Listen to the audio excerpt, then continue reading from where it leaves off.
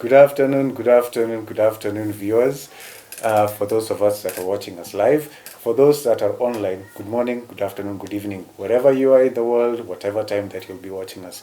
Thank you very much for connecting with us. This is We Do Recover on Judah Television, JTV, which mainly looks at issues to deal with mental health.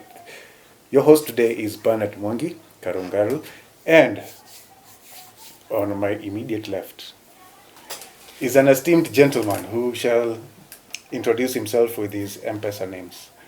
Thank you very much, Yes, Bernard. My name's Kenneth Ogeu Onyango. I'm a recovering drug addict with a significant period of complete abstinence. I currently work with rehabilitation centers, and I'm based in one somewhere in Ruiru. It's called? Nueva Esperanza. Nueva Esperanza. Yes, So, Nueva Esperanza. what does Nueva Esperanza mean? Nueva means new hope. Ah. Yeah, so it is a Spanish name that means new hope. Oh, okay, Yes, okay. yes, That's great, that's yes. great. Sasa, today's show is about addictions recovery. But Yes. before we talk about the recovery, we need to talk about where did this person come from? How was your home, ground, who was your father, who was your mother? Tuanzie tu hapo as we build up. Well, I think maybe recollecting back, my childhood was quite good. I was brought up in a family, I can say it was a good blend, a good mixture of a Luo father and a Luo mother, and a Kikuyu mother. Yeah, awesome. Yeah, a Luo father and True a Kikuyu Kenyan. mother. True Kenyan, true Kenyan. So hiyo wakati tulikuwa na serikali mzima kwa nyumba. Tulikuwa na serikali mzima kwa nyumba. And so my dad was a Luo from Nyakach, and my mom a Kikuyu from Nyandarua. And so I was brought in that kind of setting. It was difficult during those times because, again, we all know the kind of drift that was there Yes. during that time between these two tribes. So bring the drift at home. So my childhood, How did the drift come home? the drift came home because my mom was not fully accepted by the in-laws from my father's side. So when anytime we will visit there, my in-laws, the family from the other side will say, "Kwa nini ulioa Mkikuyu?" You get? And again, that also affected me quite a lot. And anytime we will also visit, my father will visit my mom's side. Pia angeulizwa the same question. So that brought a lot of conflict while I was growing up. Again, my names betrayed my looks. Because I'm Kenneth Ogeu Onyango. So I faced a lot of identity crisis when I was growing up. And you'll find that anytime I will be in a group of Luos, I can speak Luo very well, but they will always reject me because of my looks. And even when I was in high school, they will tell me, who ni Okuyu. You get? So anytime I was also in a group of Kikuyus, I speak Kikuyu very well.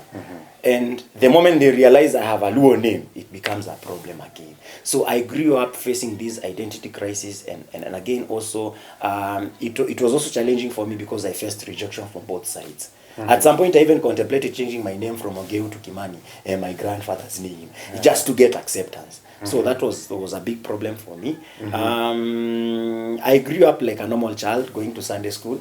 And so my parents were very active in church. You lived in Nairobi at that time? I lived in Mombasa. Mombasa? Yes, yes. I lived in Mombasa. My father worked in Mombasa. My mom was a teacher in Mombasa. My father worked in a church.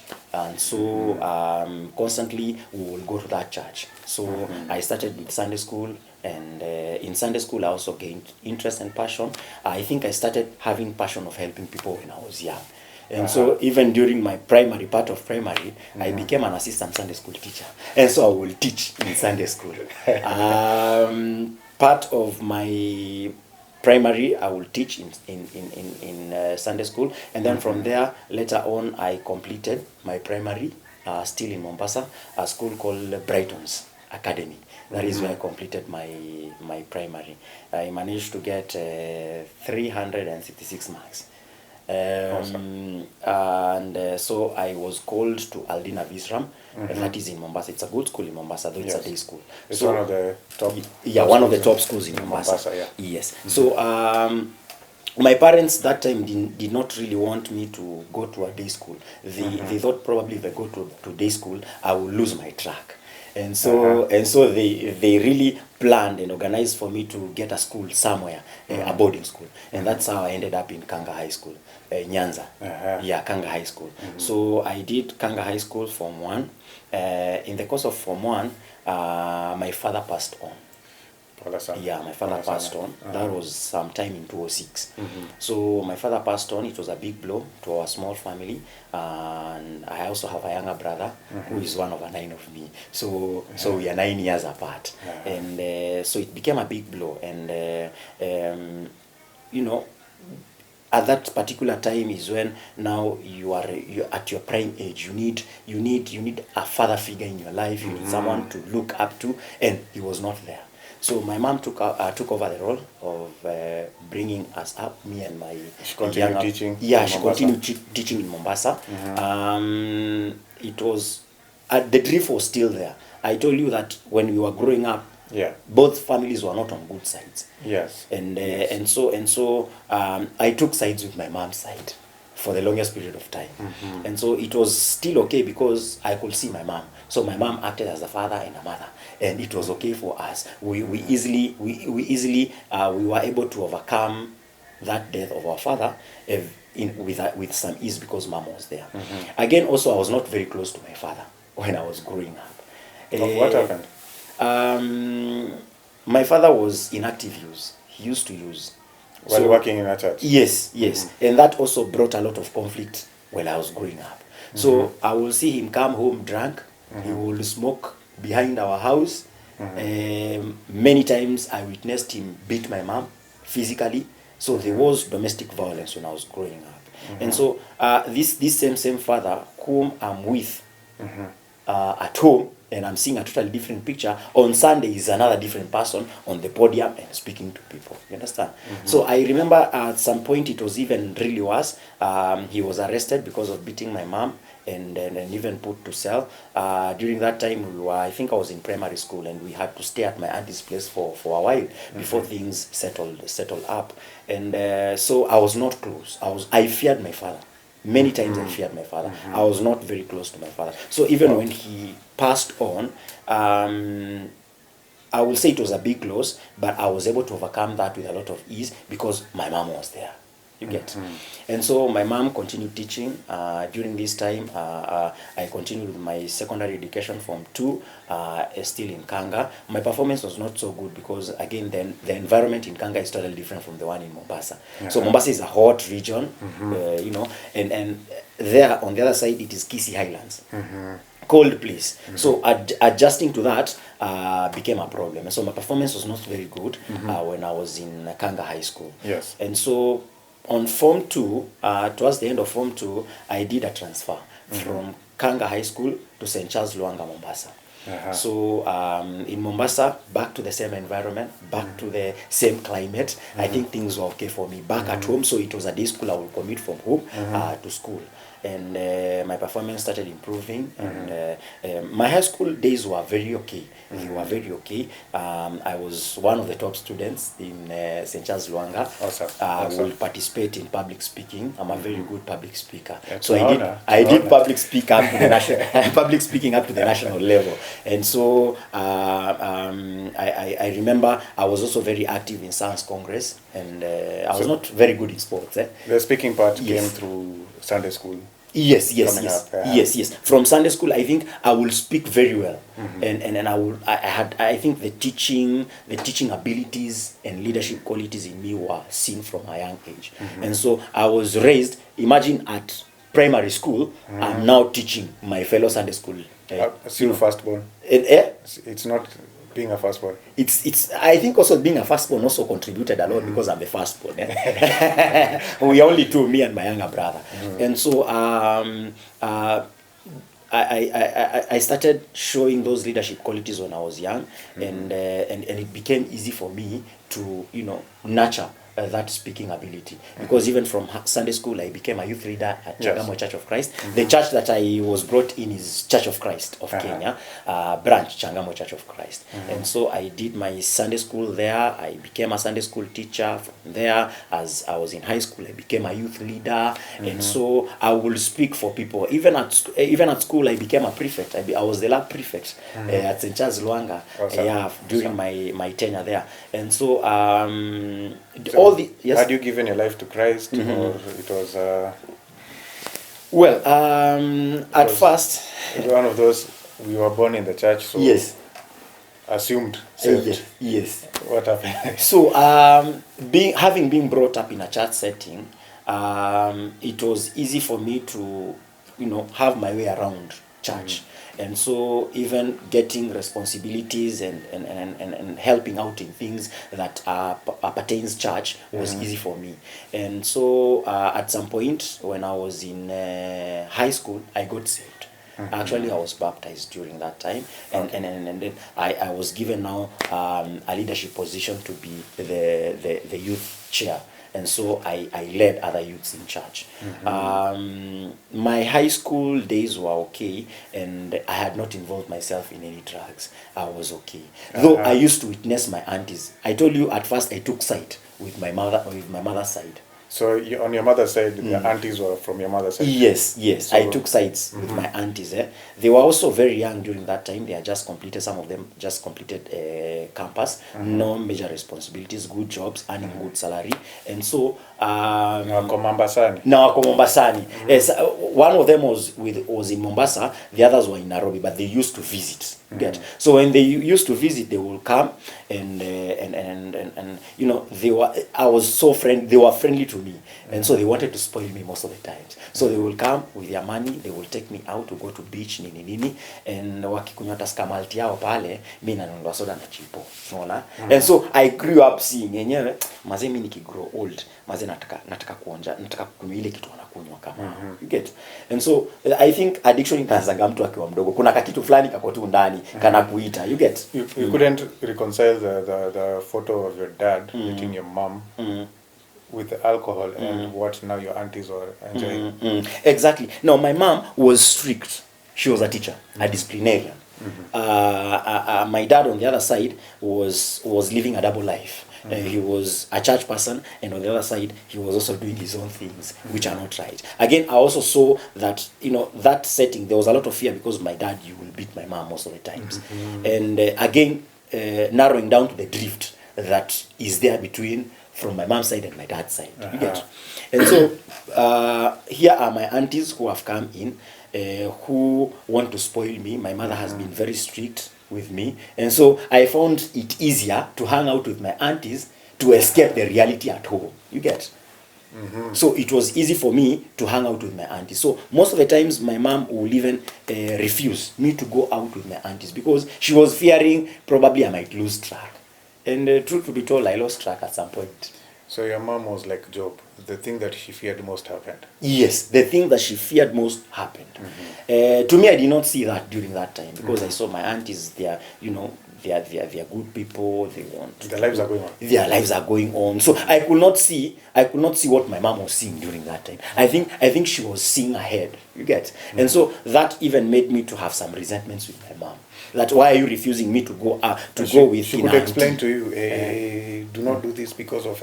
No. She was not quick to explain, but she was quick to prevent it from happening. In terms of denying me permission to go with my aunties sometimes, and my aunties will tetea me, hapana wacha twende na Ken. And then I will also see my cousins. There are some cousins of mine who were also being spoiled with my aunties. You get? So sasa kwa nini kina cousin yangu anaenda na mimi utaki niende? You get? So I became resentful. But I think for her there was something she was seeing that I would not be able to see during that time. So in hindsight, we cannot go back and change time. Yes, so yes. In hindsight, how do you think parents should be engaging their children, especially when they become teenagers? I think communication is one of the best things. Letting your child understand why you are denying them this, or the other is very important. So that as they are making decisions, they are making an informed decision. Again, also that also prevents resentments, and again also rebellion, because I found myself rebelling many times. Yeah, I will go against my mom's wishes, understand, with the help of my aunts, and I will go, you get, and my aunts will facilitate that. And so if probably maybe there was proper communication, if my mom could have probably given me an awareness and greater insight on what could happen, or what I'm involving myself with, probably it will have become easier for me to embrace what my mom wanted me to do. Understand? And so for me, I grew up becoming rebellious and gaining resentments. And I saw my mom as a bad person and my aunties as good people, you understand? And so that is how things were during that time. And I had not indulged myself in drinking, but there was some kind of influence that I was seeing from my aunties and uncles, you understand? And so that was still deep down in me. And during my high school days, I will tell myself, when I reach 18 years, I will be able to do what these people are doing, because I saw they were having fun. Yeah, they will go out clubbing, partying, and they look very responsible, and very relaxed. Very relaxed. They are going to work, you know. In fact, some of them were driving during that time. Understand? And they had no major responsibilities. And so I admire the kind of lifestyle that they were living. And so so that became a big issue for me and my mother, because my mother didn't want me to lose track. And myself, I was seeing, I'm not losing track because I'm hanging with family. Family cannot make me lose track. You get? And so I managed to complete high school at St. Charles Luanga. I managed to get a B plane of 61 points. That's good. And so from there, I have my freedom. I have applied for my ID, I have my ID, and so my aunties now will spoil me. Unajua mtoto akipita, when a child passes, huyo mtoto ni wa kila mtu, lakini akianguka, when a child fails, you're on your own, you get. So I had passed. Though probably I expected, I looked up to getting probably an A minus or an A, but I had passed. Yeah. And so during this time, I had a lot of money coming in From the whole community. Yeah. People from church. My aunties, especially family, and from my mom's side, they will spoil me with money. 1,000, na 1,000 wakati ni pesa mingi. 2,000 napiga simu, nimesota, natumiwa kakitu. Then I had a phone during that time, so it became easy for me to solicit for money. Yes. The communication between you and your relatives from your dad's side, what had happened to it?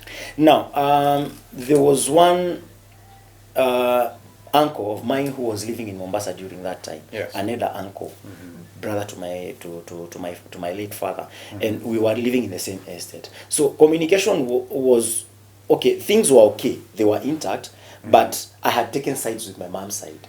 Again, based on what was happening from my father's side. Understand? There was too much pressure. Again, also, my mom did not find acceptance on that other side. And so, mimi nilikuwa mtoto wa mama, so nika stick na mama. So I found myself realigning myself with my mom's side most of the times. But I will still meet my uncle. My elder uncle, my elder uncle was still part of the church setting that I was in, a different branch, and so we would meet most of the times. Yeah. He was also a pastor, so we would meet most of the times, and then we will talk with my father's side. But again, it was not as much as I did with my mom's side. Understand? And so during this time, I discovered kuna kitu inaitwa jam session. So we'll go to F2 mama ngina drive Mombasa. So ilikuwa tu unatafuta Saturday, Sunday naingia huko. Kuanzia saa 8 from 2 all the way to 8. So which estate did you live in? I lived in Changamwe Estate, Mombasa, National Housing. Yeah, Changamwe National Housing Estate. It's not really far. Yeah, it's not really far. The church was not far from our home. My school, St. Charles Luanga, was not far from our home. It was walking distance. And again, also, it was not far away from town. So I would access town. I found friends whom we could hang out with. And so we started going for jam sessions. So as I started going for jam sessions, remember I now have my ID. Yes. My first beer to buy was Tusker Malt. because I saw my aunties drinking Tusker Malt. And then later on I discovered Tusker Malt is for women. And so I stopped drinking Tusker Malt, and I now started now hanging with the boys, because I've already broken the ice. And now I remember my first blackout was with Napoleon. Napoleon. So that is when I so you graduated very fast to hard liquor, very fast to hard liquor, because with the company that I was with, outrightly they were quick to point that way, Tusker Malt ni ya mademba. You're a man, and so men drink hard things. And so during those times kulikuwa na pombe inaitwa Furaha brandy, Furaha gin, kulikuwa na KK, kulikuwa na Napoleon, and so mimi nilikuwa Napoleon hapo sana. And then from alcohol, experimented with weed, also found weed was also making me feel nice. And then to crown it all, nikapata kuna kitu inaitwa miraa, kwanza alele. Lele na giza. Sasa things even went now, things became even much interesting. Yeah. So what happened to the church? To the church engagement? I was still going to church. In fact, no, I started living a double life like my father. I started living a double life like my father. At first, I was a church goer, and I would go to church, and I was very focused, and things were right with me.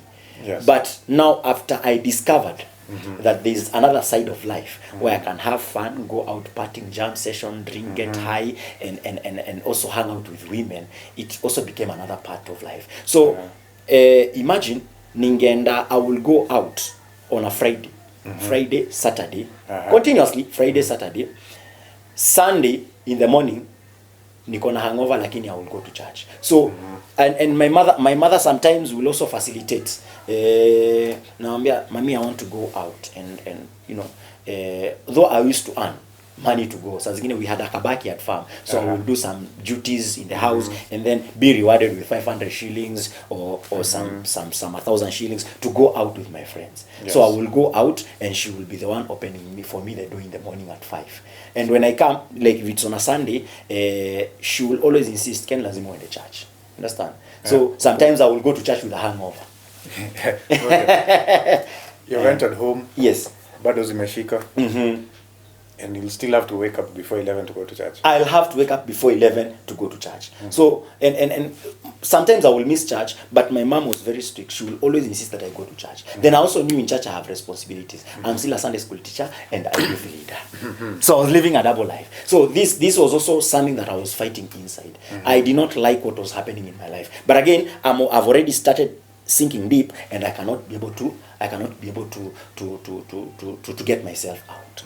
And so that happened. Those were my early stages of experimentation in addiction. I did not know. I thought it was normal.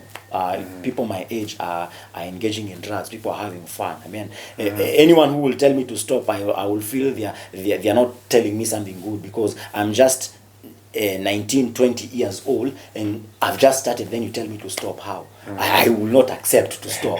Yeah. And so I managed to join Kenyatta University and Mombasa campus. And so there I pursued a bachelor's degree in environmental science.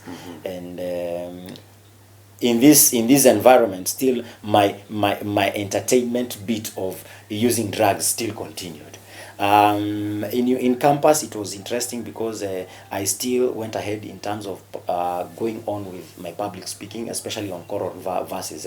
So I will do choral verses. We will come to main campus KU for Culture Week, and I will represent Mombasa campus. Again, I also represented Mombasa campus as Mr. KU Mombasa campus. So I also started doing modeling during that time. And so I had a lot of influence, and I think that influence also got into my head. And so I deviated more from my academics and now started, other things in campus. What prevented you from becoming Babu Owino?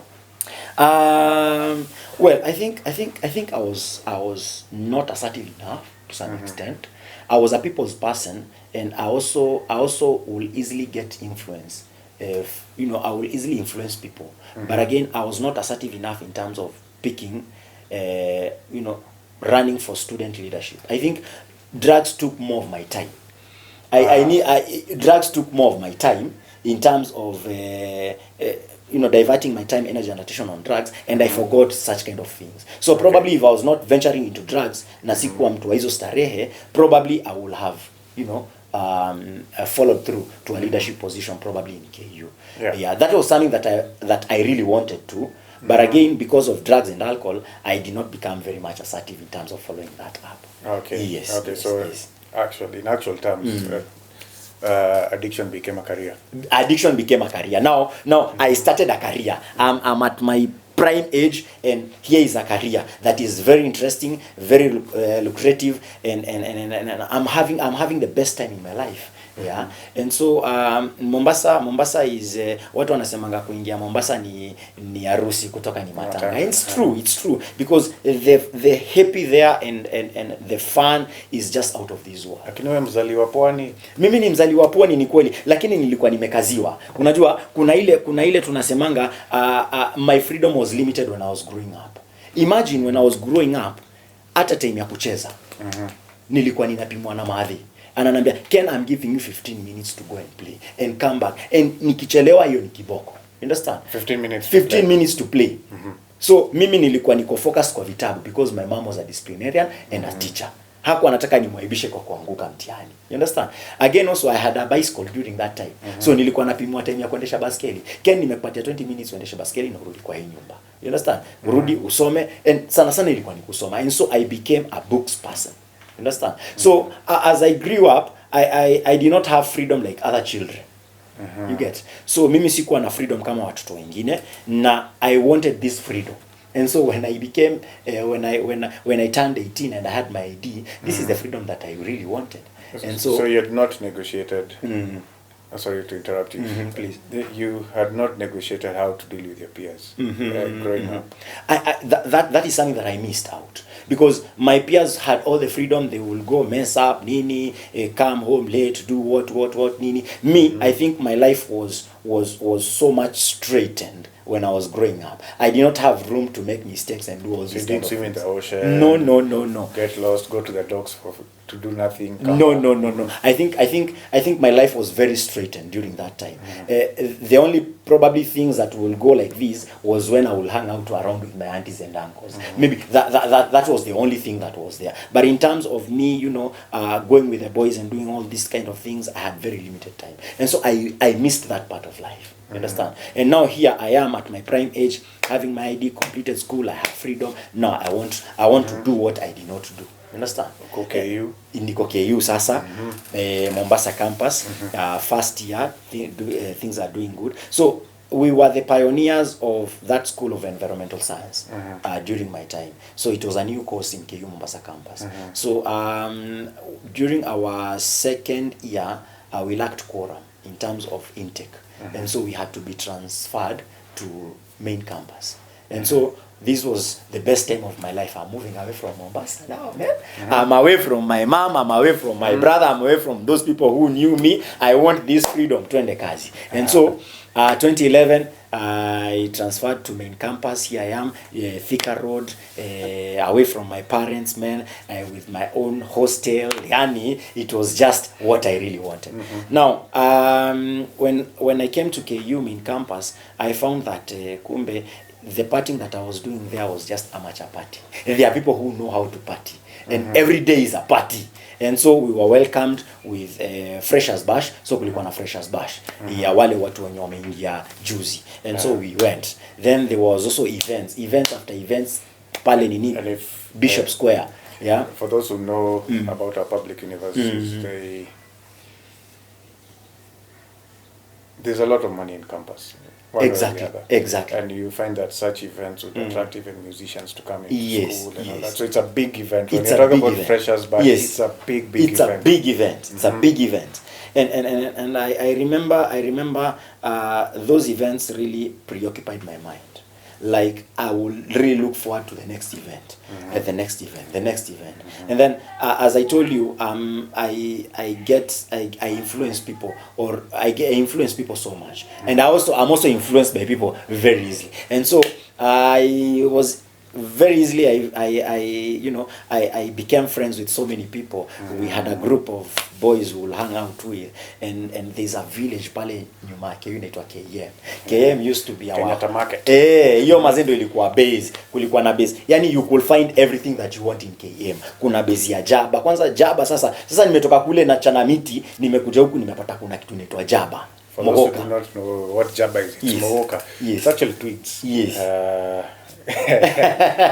Hey. Watu walikuwa wanasema ni chakula ya mbuzi, but nilikuwa napata kuna kitu inaitwa handas. Kuna steam flani yenye ilikuwa inatokana na hiyo kitu yenye hata I will not compare it with miraa yenyewe. And so KM became my hood, and with a very short time knew almost everyone in KM, anyone and everyone who was associated with what I wanted in KM, and that was drugs. And so kulikuwa na bezi ya Jaba, kulikuwa na pedla wangu pale mazee, ras flani alikuwa mazee ananisanifia kitu fine, and then kulikuwa na tulika store twingi sana and to pubs. And so most of my times I will spend in KM.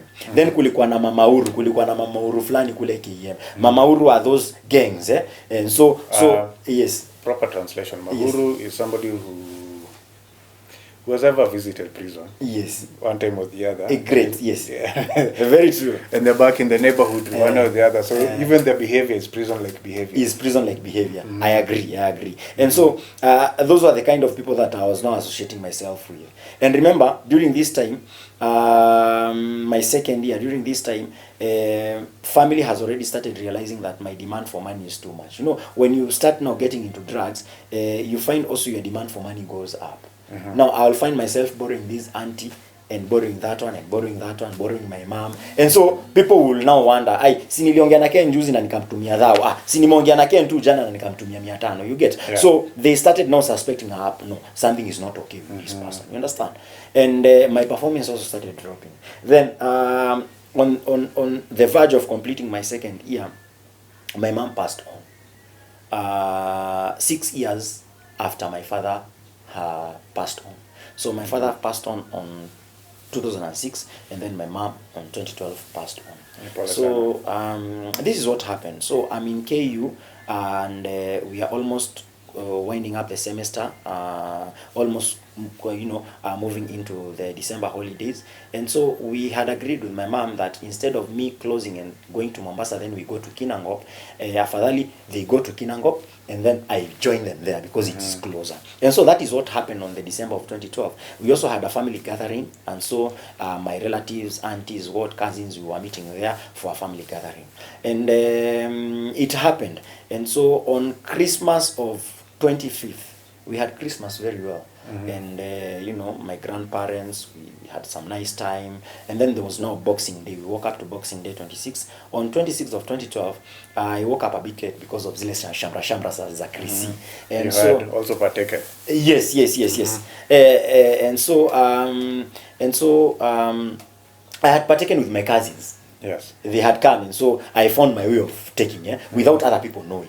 My mom was also there, and my mom did not really suspect so much that I was into this thing sana, because nilikuwa nakunywa ile ninakunywa lakini ninaweza kuficha consequences zangu. You can hide the consequences. You're not staggering, you're not falling. I'm not staggering, I'm not falling, and things are okay. And so I woke up to the 26th Boxing Day late. I found my mom and my grandparents in the kitchen. My small brother was out playing, and so they were having breakfast while they were talking. And so I joined them. I took my breakfast and also joined them there. And just kidogo, my mom started complaining of rebakes. And so she decided to go to the bedroom just to rest. So no sooner had she gone to the bedroom that she started screaming. And it was a scream that I've never had before in my life. Ninaumwa na mbavu, ninaumwa na nini na nini. And so I rushed from the kitchen. My grandparents also rushed. My brother, we all went to see what was happening. So we found her in deep pain. She was complaining of the ribs and everything. And so I tried doing some first aid in terms of me and my grandmother, in terms of kutafuta robe. Wakati walikuwa natumia robe, so robe kumpaka huku kwa mbavu na nini so that we see if probably maybe she will get better. But it was escalating. And so the network in Kinangop is not so good.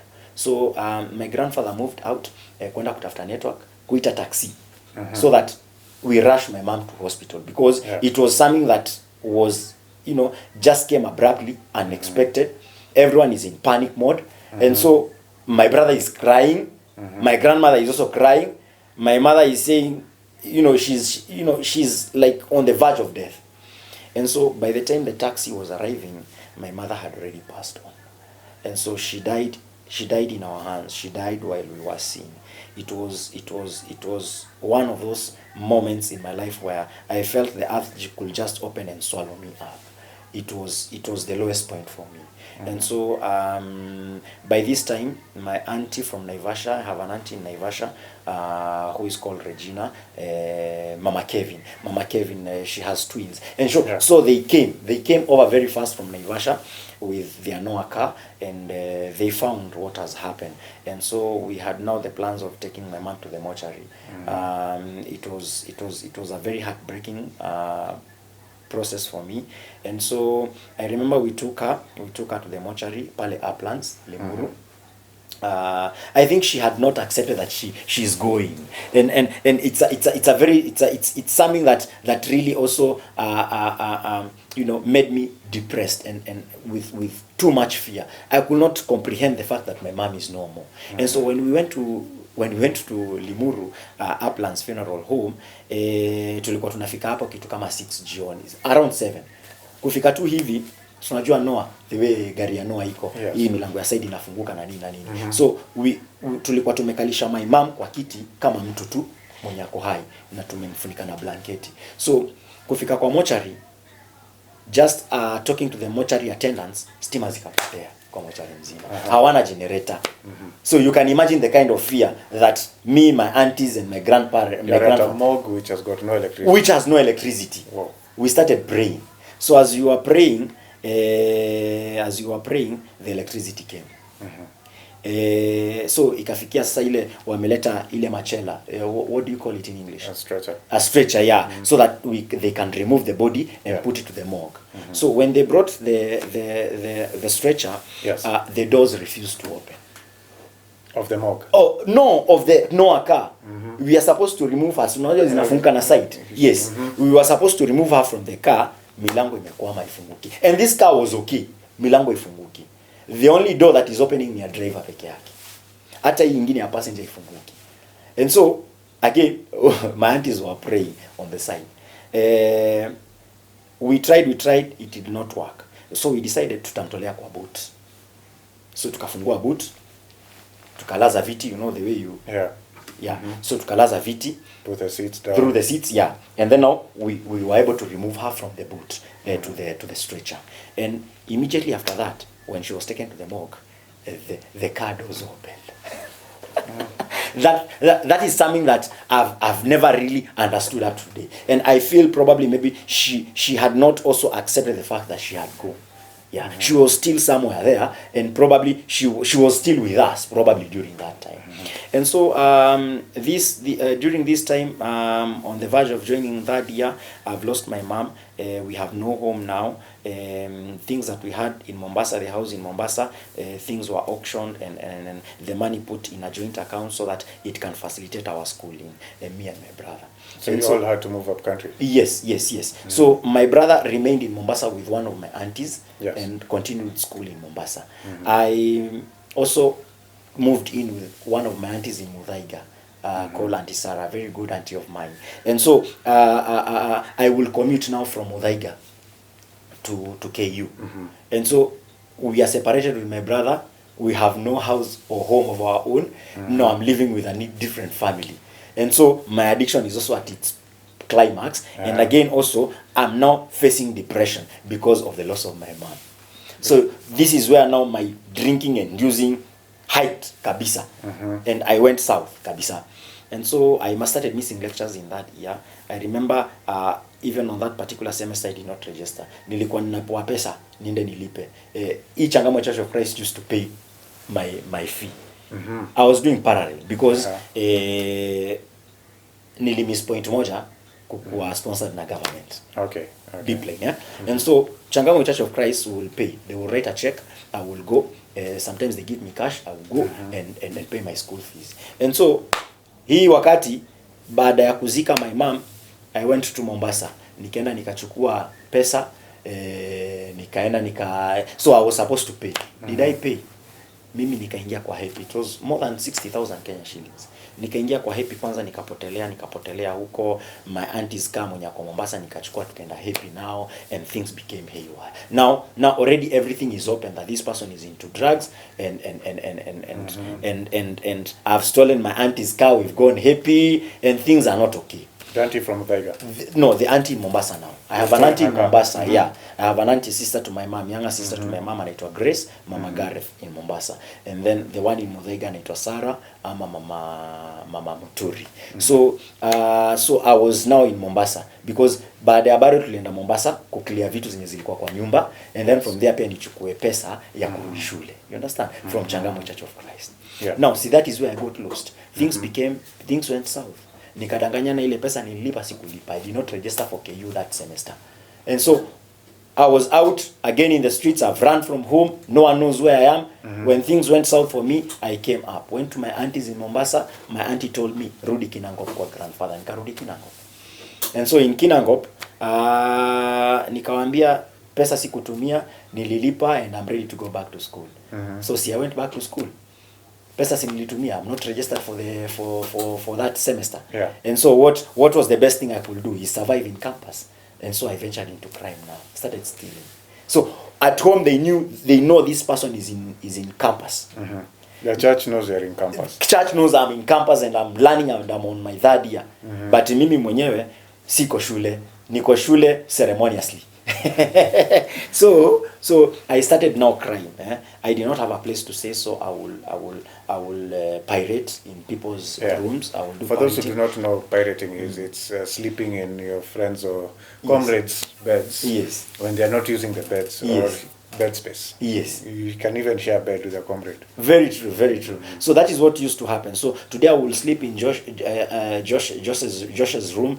Tomorrow I will sleep in Jonte's room, like that. So I will move in like that. And it was also very troubling for me because sometimes I will miss a place to sleep. Because unapata huyu akona mtu wake, huyu hayuko, you get. So I found myself spending cold nights at the student center annex.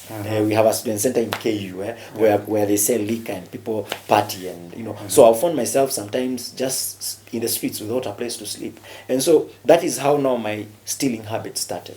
So I started stealing from fellow students.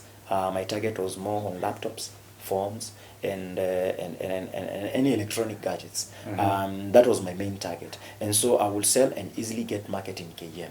So I had someone I will take these things to and get money. So when I get money, mimi ni miraa, jaba, pombe, pesa, wanawake. Though that is where my money was revolving in.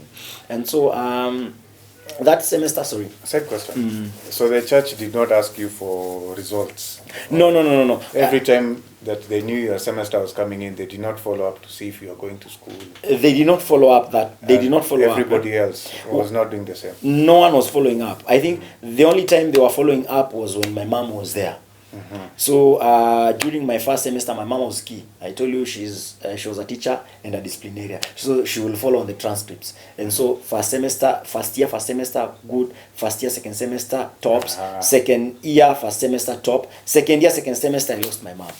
And so no one really bothered to follow because I think they were also having self-pity on me that huyu mtoto sasa yako shule. And when they looked at me, generally they will see a person who is composed, focused, determined. They know that I passed my exams when I was in secondary school. And so no one will even bother so much in terms of following up. Again, I also had leadership positions at church. I was a youth leader and a Sunday school teacher. So I think they just gave me the benefit of doubt. Mindo ulemse. Lakini, truth be told, deep down, maze mambo ilikuwa inaenda south.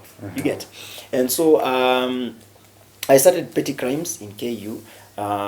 Stealing from students, conning people, and even now the group ile umauru in KU kule KM.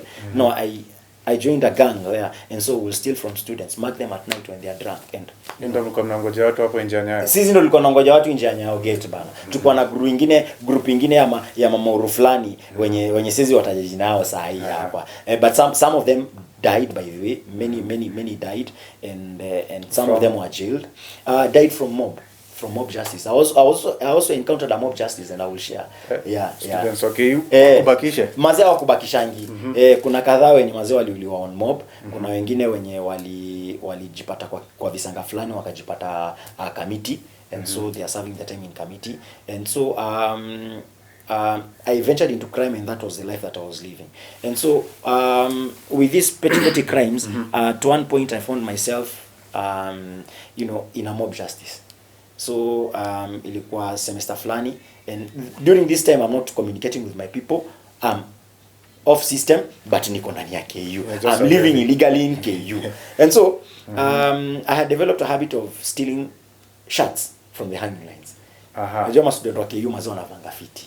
Unapata amevaa shirt official fiti nini, ameng'ara. So mimi nilikuwa nazitegea kwa kamba. Nakuja mazina na umefua unangoja ikauke, mimi nakuja na anua. So you take the laundry before it's completely dry, or if I'm lucky enough, if it's dry, I take it. And everything else in the laundry line, if it is shoes nini, I now became a general thief of anything and everything, so long as it will give me a coin to buy my drugs of choice. That is all that I wanted. And so on this fateful day, nilikuwa nimeiba mashati fulani. Kuna mashati fulani nilikuwa nimeiba, na even the hostel that I was living in, I was living there illegally, because it ilikuwa hii semester ya May. Na May ni watu wa ni watu wa is it blocks or something? Blocks or we call them, si watu wa nini, what do we call not regular students. So you'll find teachers are coming, especially watu wa teaching wanakuja kuendeleza masomo yao, you get? They do it in blocks. They do it in blocks. So the student population during that semester was not so high. And so these are new people, some of them are elderly people, so I will steal from them very easily and con them, trying to show them around the facility and con them. So nilikuwa nimeiba mashati the previous nights, and the previous days nilikuwa nazo kwa room natafuta market. So ningeiba, alafu nikiiba pengine kama ni Nyayo naenda kuziuza Kilimambogo. Nikiiba Kilimambogo naenda kuuza pengine Rwenzori. You understand? So I will change hostels. If I steal here, I will not sell here, I will sell another place. So I had stolen those shirts. I think nilikuwa nimeziiba Nyayo na nilikuwa ninaka Kilimambogo. So nilikuwa nimeenda kuziuza Olmenengai. Hiyo pande. So those days there were no security people there. The security was not as intense as it is right now. And so there was also another route pale KU inaitwa Cassandra. Cassandra was a very dark route during those days. And so that used to be my spot. Nilikuwa nategea watu hapo Cassandra. Naka pale katikati, I will see someone coming from that side or someone coming from this side. So ukiwa na smartphone nitaona mazeni hii ni pesa inakuja. So nakuonea I'm seeing you from afar. So by the time unafika mazee sweep ngeta nini, nimechukua simu na bag kama uko nayo laptop, nimekimbia nimetokea na gate ndogo ya Nyayo huko. You understand? And so that was the life that I was living. So nilikuwa nimebeba mashati ziko kwa room, hiyo room nakaa ni illegally because imefungwa, nikavunja nikaingia ndani kama an illegal student. Get? So I was in that semester, that is how I was operating. So on this fateful day, I had stolen from a guy on the Cassandra route simu na laptop, na nikampiga sweep. But that guy, I think they marked my shoe. Because I only had one shoe that I was wearing. I think they marked that. And so it was a dark street, but they marked my shoe. So coincidentally, the following day, I coincidentally meet the same person, and I'm trying to sell shirt that I had stolen to him. But he did not react. He told me, Ken, he did not call me my name, but he told me, hiyo wakati walikuwa wanaita Ding Dong ama Digaga. Those were the nicknames they had given. You had shades. I had shades. So nilikuwa navaa shades, so walikuwa wanaita Digaga ama Ding Dong. Wengine wanaita Santa Punyes, Santa. So those were the names zenye walikuwa wamenipatia. So huyu jamaa najaribu kumuuzia shati, ni kama recognize tayari, kanambia you know what, I want those shirts that have patches. I think they were the ones in fashion, zilikuwa na patches huko. Nikakumbuka niko na zingine mbili kejani na kuna moja hapa. Huyu jamaa anataka kuzinunua 350. Uniform ya jioni. ni form ya jioni. And so nikamwambia niaje, mimi naishi pale Nyayo, twende Nyayo, niko na shati zingine mbili, uchukue zote pamoja, you just take them all. So we went, akajua pale ninakaa. Kaniambia wacha nifanyie hivi, wacha nifikie hapa kwa M-Pesa, nitafute doni kuje. Si uko tu hapa No sooner than he had left. Akakuja tu immediately na genge ya watu. Mbogi ndio hiyo. We, ile laptop ulichukulia huyu jamaa na simu jana iko wapi? Ziko tu hapa. Zina charge. Hata before niongee 1 2 mazi, mob ni kitu mbaya. Mob is the worst thing that can happen to anyone. And so I was beaten. Wanajaribu kuniuliza mazi student ID sina, I don't have student ID. Nyinyi wale wakora wa KM na kuja kuibia watu huko So I could not identify myself as a student. I've not been on session for 2 semesters. You understand? Yes. I'm even living in this hostel illegally. Who will trust me? I was beaten. So the people who came to intervene are the housekeepers. So they came, they intervened, group imejaa. Bahati mazi haikuwa ile semi ya watu wengi. Ingekuwa ni semi ya September, I will not be alive today as I'm taking. Singetoboa. And so I was beaten, nikachukuliwa kutoka hapo, nikapelekwa hadi security accommodation offices. They went my registration number, they saw kweli ujamani today kweli hapa, lakini he has not been on session for the last 2 semesters. So he's even here illegally. Mob bado iko nje na chat. Kwa hiyo tupatieni ujamaa tumalizane naye. Wakanichukua haraka security offices KU. Mob bado imefuatana na mimi. Security offices wakaona naye mazee hapa ujamaa atamalizwa. Wacha tufanye hivi tumkimbize KU main gate. KU main gate kulikuwa na ka cell pale ndani. Nikaenda nikalazwa hapo hivyo kwa hiyo cell. Na imagine the insanity part of it is nikiwa kwa cell bado nilikuwa na contemplate vile nitahepa. Unajua nilikuwa mslim, nilikuwa nikiiba nikitoka mbio maziwezi nipata. So I was very sleep. So nilikuwa naangalia mazi nitapenya vipi nitoke kwa tuli tumwanya tuko pale. And so nika spend night yangu hapo. It was on a fateful Thursday night. Friday morning wakanikujia makarao wa KU, nikapelekwa security offices tena, nikaandika statement. Kutoka hapo kwanza nilichapangwa sana hapo KU. Kulikuwa na karo fulani mazi alichukua pipe mazi akaniekelea. Nikaekelewa. Nyinyi wewe umekuja, mzazi amekuleta shule umekuja kuiba. Nikachapwa. Kutoka hapo kwa askari police station. That was on Friday mid morning. Kapelekwa kwa askari police station. Utaishi cell weekend. Mazi cell weekend. Hiyo Friday jioni Karwana niuliza mazi, wewe hakuna mtu unaweza pigia simu akuja kuangalia maneno yako. I remember I have an auntie in Odaiga. So and we've not talked for a while. Kampigia simu, ni aje Auntie Sarah, niko Kawaskari police station and I've been arrested because I was caught up stealing. So they did not come on that Friday. I thought nikipiga simu basi watakuja. Hawakuja Friday, Saturday hawajakuja. Sunday ndio walikuja na mzee wake jioni. Ambaye kijana kuja. Kuangalia pale my aunt. Ken, ulishikwa ulikuwa unafanya nini? Nilikuwa na kwa nini unaiba simu ya wenyewe na nini? Wacha ukijana akae hapo ndani. So thinking they are going to get me out, back in ndani. Friday, Saturday, Sunday, hiyo Sunday nimekaa ndani. Monday nilikuwa najua, Monday it was Madaraka Day, 1st of June. So I could not go anywhere. So nilikuwa najua wazi mimi Tuesday mazi niko 14. Roho safi. Na evidence iko, in fact the people who were claiming I had stolen their items mazi walikuwa wengi sana. Na evidence nilikuwa najua mazi niko ndani. Na ule jamaa mwenye nilipiga sweep nikaibia laptop na simu kwanza alikuwa ananifile for assault. Unaona? Yeah. So Ni robbery with violence. Hiyo ni robbery with violence. So it was something that I had resulted to my own fate. Nilikuwa najua mazi hapa niko ndani. Wacha tu tuende. For those who do not know, the robbery with violence sentence will carry 25 years to life. Yes. And so my family did a lot to prevent me from going to prison. And so they had to settle all the complainants, all of them. Hata wenye pengine mimi sikuwaibia, walibidi walipe laptop za watu wenye walikuwa nasema wameibiwa nini. Ule jamaa wa assault ikabili pia apangwe kando. You understand? Na kutoa pesa hapa na pale ndio mazee wa prevent jamaa sinde jela. Unaona?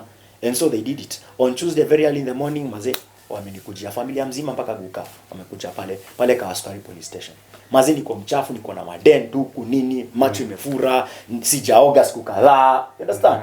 So kachukuliwa tukaenda bezi fulani somewhere in Kiambu, tukaingia kwa kamkaa fulani, kwanza nikapigwa lecture.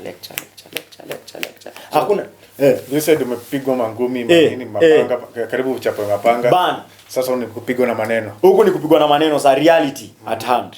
Na ujue kule karibu ni Chome brother, walikuwa I was on the verge of being lynched on my first mob justice. So hapa nimetoka kwa askari police station, I'm relieved mazee sijaenda jela nini, lakini lecture mazee, lecture.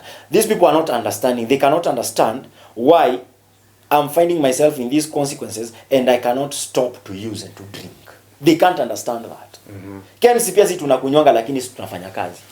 You understand? Yeah, we drink but we work. We drink but we completed our school. What's wrong with you, bana? Right now you're on your third year. Your parents are no more. Why are you wasting your life? They could not understand. Myself, I could not understand what was happening to me. I thought I'm cursed. I thought kuna mtu mahali alininda kwa mrogi, kwa mganga, someone went and bewitched me. I could not understand why this is happening. And so I hated myself even much more for what was happening. And so I had aunties around Nairobi nini. No one wanted me to go to their own house because I had tainted my CV in their places. Kila wakati nikivisit ninaenda ninaiba.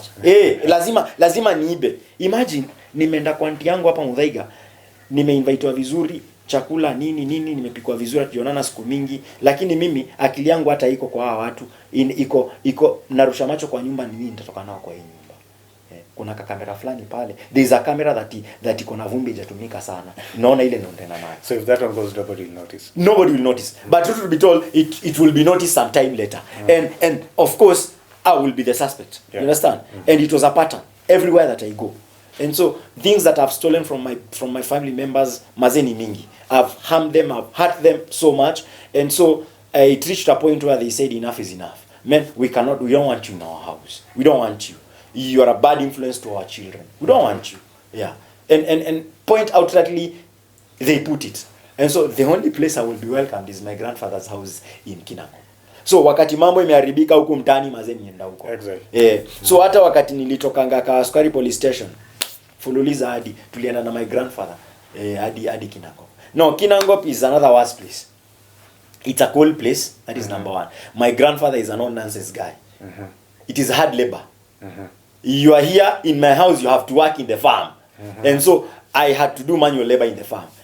Panda viazi, kuvuna, kuchunia ngombe majani, you know, all those kind of manual labors. Yeah. And he will pay me 300 shillings a week. And this 300 because you're sleeping in I'm sleeping and I'm eating in his house. Yeah. So he 300 shillings a week ni yeye anakaa nayo. Ati ile wakati mazee nita resume campo, hii ndio pocket money yangu mazee, sasa ninajitafutia, you get. And so I resented Kinango because of the hard labor. I resented that environment. I resented my grandfather for giving me for putting me in such kind of a situation. And so I felt like I'm entitled. My grandfather has money. Why do all these kind of things? You understand? Why don't you employ other people to do this kind of stuff? But I think there was something my grandfather was trying to instill in me. You understand? Some discipline kind of thing, yeah. But I resented that place. So I would wake up very early in the morning. Saa 10 nimeamka, saa 10:30 nimeakisha jiko. Na unajua I'm lighting up the fire with firewood. Yeah. It's a cold place. The firewood is wet. Kitambo hiyo moto yake maze, it's a problem. You understand? And so and it's cold, so I prepare water to milk the cows. I milk the cows. After that, I take the milk to the dairy. It's around a half and a kilometer away with a black mamba. My grandfather had a black mamba, so nafungilia lita 20 ya maziwa kwa nini napanda nayo. And then nikishapeleka kwa dairy, nikirudi ninarudi na gravity sasa. I come with gravity now, and I pass through the shop to buy bread for breakfast. So that was the life in Kinango. And again, it was also very embarrassing for me because people will wonder, why is this person, why has he come now again to Geshagi and he's supposed to be in university? What is happening to this person? This is a very intelligent person, now he's doing manual work. You understand? So I also felt embarrassed. People asked me questions that I could not answer. Understand? And so I started cooking lies. Understand? And so this also made me to hate myself even more. So my grandfather and family, thinking that now they are going to straighten me by giving me hardship and removing me away from the streets, made even the situation worse because I was still find my way around Kinangop and get my jaba and get my ngwai and still use in the house. But for them, they are thinking, this person now, I think, is changing, the environment is okay. You're actually physically becoming better. I'm becoming better. Yeah. And so, after staying in Kinangop for like 2 semesters, I was ready to resume campus. And so, mazee nikatafutiwa kila kitu, nini. Pesa kwanza ikaenda ikalipwa kwa bank. Tunahakikisha pesa imelipwa. Slip ndio hii, you go register for the units that semester. That year, first semester. I did not get a house in KU, so I started renting hapo Mirema. Imagine this semester nimetafutiwa kazi, part-time job, good job. Bezi flani huku Ngong Road. Yeah. Doing proposal writing. So this company was to train me on proposal writing. They are paying me 18,000 part-time. I'm going back to school. I have a house bed sitter. Yeah? My fees is paid. I have a house bed sitter pale Mirema cooperative and fully stocked. And I'm given pocket money. Maintain yourself for this first month. Work. When you get your 18,000, you cannot pay your rent and do other small errands. We will stay out. Utajisort. My friend. Addiction ni nini? Within the first week of me reporting to KU Mirema, nilikuwa nimemaliza pocket money yangu yote. Mirema, that's the one in unaona hapa Roysambu. Yes. Yeah. So unashukia Roysambu hapo tu the first stage in cooperative. That is where I used to stay. Ka flat flani kalikuwa na caretaker wapo alikuwa anaitwa Mbudhia. And so I came as a very person well built, healthy. I've come from Kinangop, the land of food. I'm okay, very okay. Nyumba imejaa, kila kitu iko sawa. First week of reporting there, sina pesa hata ya kwenda huku Ngong Road. Because I was to commute and Ngong Road maybe like 2 times 3 times a week, then also KU hata nili register hiyo semester. I did not register.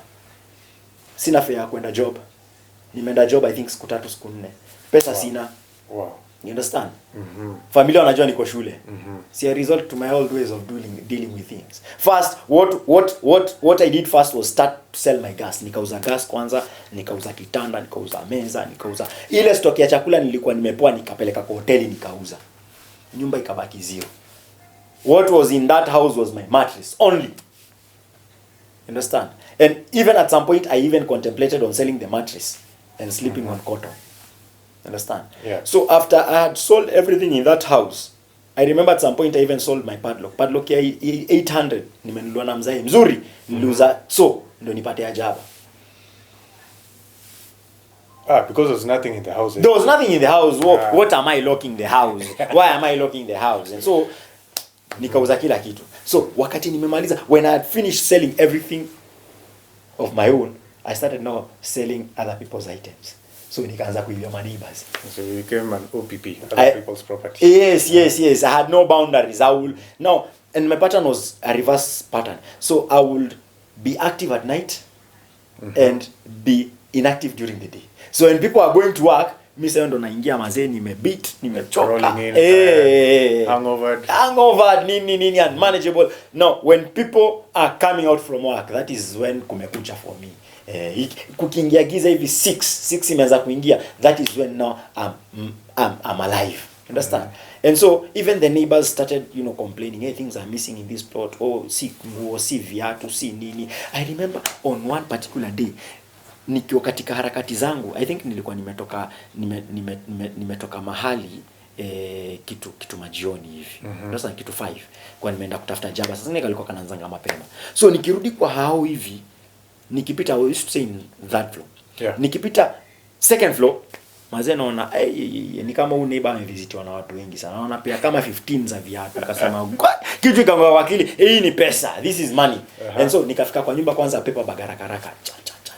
Viatu pia 15. Nikaenda nikaziuza. Vingi niliuza 200 hivi. Pesa haraka ya kutupa. Gedho 44 mahali hapo hivyo kulikuwa na jamaa fulani alikuwa anaeka viatu za mtusha hapo haraka. Imagine up to today sijui watu walienda home na nini. I don't know how they went. And so I caused havoc and destruction to so many people. Tenants in that building were complaining, and so Mbudhia was the caretaker. Now Mbuthia was being paid rent directly by my grandfather. Grandfather alikuwa analipia rent ya 8k, bed sitter. Na ina kitu sahi. Understand? Yeah. Tenants are complaining to Mbuthia, this guy is the thief. Things have been getting lost in this building and even in other flats around. No, this is a suspect.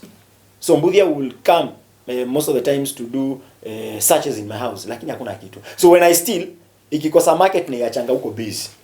Hakuna kitu nilikuwa narudi nao kwa nyumba. You understand? So wao walikuwa wanatafuta evidence lakini hawapa. They are not getting kwa nyumba ni mattress. Ni mattress tu. Unaona? And so these tenants walikuwa wamefikia mahali wameget worked up. So walikuwa nangoja tu.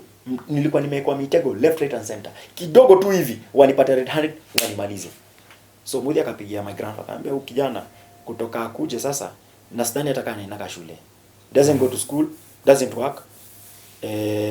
He's unmanageable, ameanza kulia mpaka dread yako na dread sasa. This guy I think people are going to lynch him. In fact, Mbuthia at one point aliniambia directly, adwa ni maota. Meaning these people are going to burn you and they are going to warm themselves with the fire that is burning you. Understand? Yeah. It was a hard reality for me, but again, under the influence and with that kind of lifestyle, nothing made sense to me. And so my grandfather took it very seriously when Mbuthia told him that. I remember after staying away for some time, my grandfather came. Mbuthia alikuwa anajua kwa hii nyumba ifungangwi na huyu jamaa anaingia asubuhi. And so I think they had arranged with my grandfather. And so they came. Mimi nasikia tu knock knock. Wewe kijana, mwanake huko. Kafungua mlango. Kuingia ndani, my grandfather was surprised. I think that was the first time I saw my grandfather shed a tear. He was surprised. He's the one who moved you in. Yes. And he's coming, you had moved it's everything a out. Yeah, there's nothing in. And then the status that I'm in, huyu kijana alitoka Kinangop kama amenona ako sawa. Saa hii I think I was weighing 57 kgs or something during that time. Very unmanageable, nimebit mbaya sana. Kaingia pale ndani. He did not even have a place to sit. So Mbuthia ilibidi amwambia kiti kwa neighbor. Kakaa chini anaambia, kijana wangu natakaje? What do you want with your life? Mimi nikamwambia kukaa, if I'm taken to a place where I can be able to change my life, I will appreciate. Tukikupeleka rehab leo utaenda. Yeah. And so mimi nilikuwa najua nikicomply hapa mazee ataniachaka kitu 500 hivi rao. Yeah, for me jioni, unaona? So you're thinking about the end there. Yeah, me I'm not thinking about rehab. I'm thinking about what he's going to live when he goes. You understand? And so Kenya aliniletea afya juice na mkate. Ni watu wa kitambo aliletea afya juice na mkate. And so mimi kwa akili yangu nasema sasa yenyewe afya juice na mkate mimi itanisaidiaje? Imagine addiction. Nilichukua mkate na juice nikapeleka kwa duka nyingine hapa. Mkate ile 800 ile kubwa 800 grams. Niliuza half price, nikauza afya juice half price, nikapata pombe jioni, mimi niko sawa. Bora tu nipate jaba ya kwanza tosha, hakuna kitu kingine. You understand? And so that was on I think it was on a Wednesday. Thursday mimi nikakaa nikingoja watakuja, hakukuja. Friday mimi nimelala life yangu tu ya crime na mambo yangu tu base na nini. So on Sunday very early in the morning, my grandfather was there and my uncle anaitwa George Kimani Ndungu. George has been very supportive. Anakaa hapa Kawasukari. And so they came, they facilitated my going to rehabilitation. And so on that Sunday morning, actually on this Sunday is when they were planning to lynch me, my second lynching. That was the plan. Petrol ilikuwa imenunuliwa bana. Walikuwa nangoja tu wanipate red handed. Hata Mbuthia alikuwa ameambiwa. Yeah. And so sikuwa na kitu ya kupaka. Imagine zile nguo nilikuwa na jeans. You were self-contained. I was self-contained. Nilikuwa na jeans, ile jeans nilikuwa nayo hata zip haikuwa nanga nayo. So nilikuwa nimefunga na kamba hivi. Unaona kama kiatu. Nimefunga hiyo zip na kamba, mazee nimeisha, nimebeat, mazee. And so na venye mirema ni ubabini. Mazee mirema ni ubabini lakini nilikuwa nimebeat. Wallahi nilikuwa nimebeat mbaya sana. Mbaya. Sasa usikia naishi nyumba ya bed sitter ya 8k. Inalipwa 8k na hakuna kitu ndani. Niluza kila kitu. You get? And so Mbuthia akaniambia kile kitu nilikuwa nao kwa hiyo nyumba ilikuwa ni mattress na beseni. hata hiyo beseni sijui kwa nini sikuwa nimeiuza besi. And so Mbudhi akaniambia mazee, wacha wewe niachie hii beseni, nitakuwa nakukumbuka nayo. Na ukienda rehab, enda mazee usaidike, go change your life bana. Probably you are the people who are going to help us around. And so that was my journey to rehab. That was 2016, 31st of October 2016. So you stayed in rehab, you told me 6 months. 6 months, yes. Because of time. Yes. Tunaharakisha hapo. Ni ukweli. Kamwisho. Yes. So what have you been doing since rehab? Now, my stay in rehab was quite transformative. I went to rehab willingly. No one forced me to go to rehab. I think I just reached a point of rock bottom. And so when I went to rehab, I found that I went to rehab with fears that rehabilitation ni mali kwaenda azibu nini. But to my surprise, when I went there, men, people were friendly. It was a nice setting. I mean, I was safe. Yeah. No one, I did not have to worry where I'm going to get my next high or what. The first few weeks were troubling for me because I had withdrawals and I really wanted my drug of choice. But afterwards, I was able to adapt very easily. And so I knew very well where I've come from and what I wanted. And so I even pushed for my one-on-one sessions with a very good counselor there, known as counselor Mr. Mutaru. Mr. Mutaru was my primary counselor, and he assisted me in that. And so through the help that I got in rehabilitation, and even through the insight that the program gave me, I found myself developing a passion and interest in helping other people. I also discovered that I was also sleeping on a talent that I had of speaking. That I did it up to the national level when I was in high school. And I mean, why should I sleep on this talent? And so if I can use this talent again to help other people, then I think, life can be more meaningful for me. Yeah. And through the help of Mr. Mutaru, completed treatment, and I had a discharge plan of enrolling in college to pursue addiction counseling. And so that was the plan. And after that, I pursued addiction counseling, and when I was still in college, I will still make walk-ins to rehab. I will go there, share my personal story, and that is how I started building my network around rehabs. Okay. And even on the verge of my internship, still at Asumbi Homa Bay, I got an opportunity to work with Jokes at Rehabilitation Center, and that was my first formal employment. And so I started working with them, and later on, Asumbi branch, Limuru, poached me, being a former client and also being a former student. They poached me. I worked for them. Later on, came back to jobs again, and from there, been working with jobs. I've been working with jobs, and recently is when I got an opportunity to move to Nueva Esperanza. Nueva Esperanza. Yes, which means New Hope. So I currently work for Nueva Esperanza as a residential addiction counselor. I appreciate the program of recovery and the AA/NA program in general, because it is a program that if you follow it and work it with thorough honesty, it works for you. Parting shot. Yes. Parting shot. Risasi ya mwisho. I would like probably maybe to reach out to the youths outside there. I think currently there are so many pressures on the youths. Unemployment. There's also Western influence, what people see on TV. There's also the music and everything. And I feel like the youth today is experiencing a lot of pressure and challenges compared to the youth during the 90s or 80s or something like that. And I feel mental health issues also becoming a crisis at hand that people really need to look at. And one of the biggest contributor to mental health issues is drug and alcohol abuse. Many youths are committing suicide. Many of them are getting mad and they're developing mental health challenges, again, propelled by the drug use. So I would like to reach out to the youths and to tell them, mazee vijana tuache miadarati hicho, tuache madre. There's a lot of potential in youths. Vijana mazee wako na talanta, wako na skills, lakini wamekwamia base. Unaona? Unaenda base ya jaba, you go to those bases, unawapata mazee wamekaa pale intact. Those are the greatest storytellers. Imagine. Yeah. And they have a lot of potential, but they cannot be able to tap and maximize on their potential because drugs and alcohol has blinded them. Yeah. Wow. So if only they can accept to drop drugs and alcohol, I mean, everything is possible. Everything is possible. Yes, yes. Okay. Wow. Your story haingeisha. It's a long one. It's a long one. Long one. In fact, imebidi tuikate, but probably part 2 inakuja. Okay. Part 2 inakuja. We thank God for your life. Yes. We thank God for what He's done in your life. Iko masomo KU, tumekataa iko masomo. Iko masomo KU. Yeah. And we thank God for how far He's brought you. We thank God for how far He's taking you. Yes. And for those that are wondering how they can reach you, how can they reach you? Well, you can reach me through my phone number. That is 0790 790 893. 0790 790 893. You can also reach me through my Facebook